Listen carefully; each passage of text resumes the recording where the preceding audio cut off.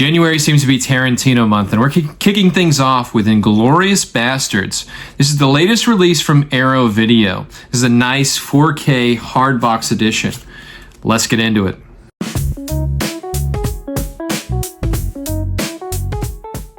So, Inglourious Basterds. This is an incredible movie. I'll just come out of the gate and say what I think about this movie. I've been a longtime fan of Tarantino. I think I was probably like 12, maybe 13 when I first watched Pulp Fiction. Probably even younger, honestly, when I saw Kill Bill on TV with my grandpa. So I have fond memories of watching Kill Bill, just parts. I never watched the full film, but I remember being I was probably 10 or so, watching Kill Bill with my grandpa. It was on TV. He thought because it's on TV, I guess, it's going to be a little edited out, which I think it was. So Kill Bill, I was like drawn to those kind of movies. Obviously having fond memories of watching with my grandpa, but much else. But started with Kill Bill, moved to Pulp Fiction when I was probably 12 or 13. At that time, At that time, watching Pulp Fiction for the first time, my mind was blown with just how well made these movies were, how well directed. Even if you don't necessarily like the movies, you can't deny that Tarantino's style is just so cool. It just drips with so much like machismo, I guess. It's so awesome. And so, I became an instant fan. I watched Pulp Fiction and it blew my mind. So, Inglourious Basterds, I had the pleasure of checking that out. I think I watched it with my dad for the first time, probably around the same time, like 12 or 13. Loved it. I loved Inglourious Basterds. Now, I will say this, though. At the time, I remember watching it and thinking like, wow, this is a war movie, but everything feels kind of on 10. It's like everything is thrown to the max. It's like the dial is turned all the way up. He pulls no punches. So I remember the ending, which I won't get too far into for anyone that hasn't seen this film. The ending is divisive.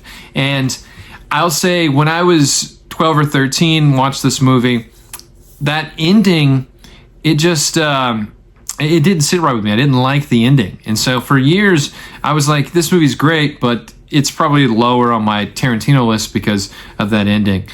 And so upon rewatch, I've rewatched this movie a dozen times. I own the Steelbook.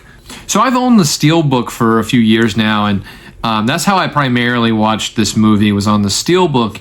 And I've seen it, like I said, like a dozen times, but it's never gotten old. I think this is one that's like endlessly rewatchable.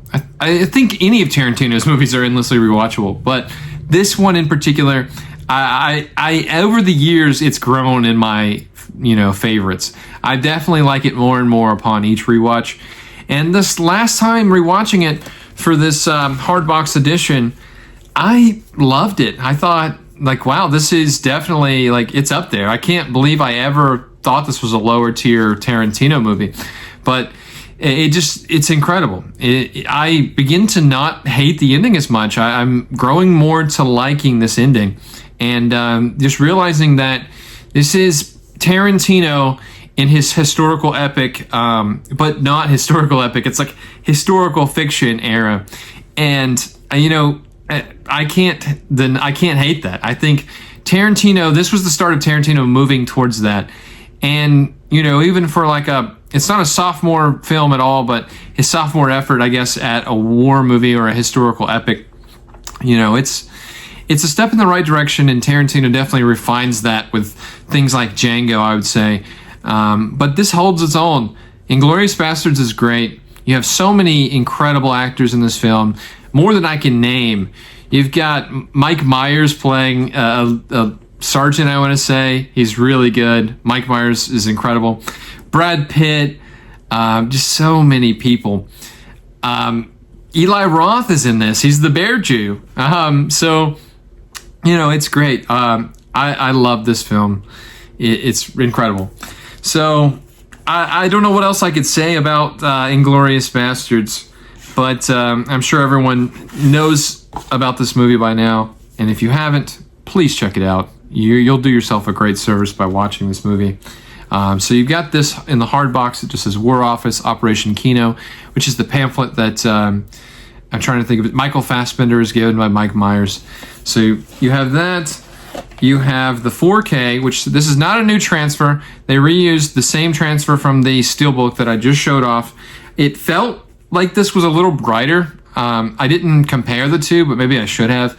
I did feel like this Arrow one was a little brighter, but overall the same.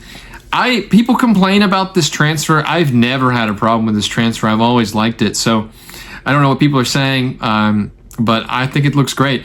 Now, it's not the best looking transfer imaginable, but you know, I think Tarantino shoots a lot of his movies on Super 35. If I'm not mistaken, he shoots them on Super 35, I believe, and you know, I don't mind that. I think even if it doesn't make for a great 4K, I think aesthetically it looks great. They are full of grain, but you know, what can you do? So this was the reversible artwork. I reversed it. The original artwork that it has is this, which is the new commissioned artwork of Brad Pitt's silhouette, which I do also really like. I like the way that looks. You've got some postcards in here.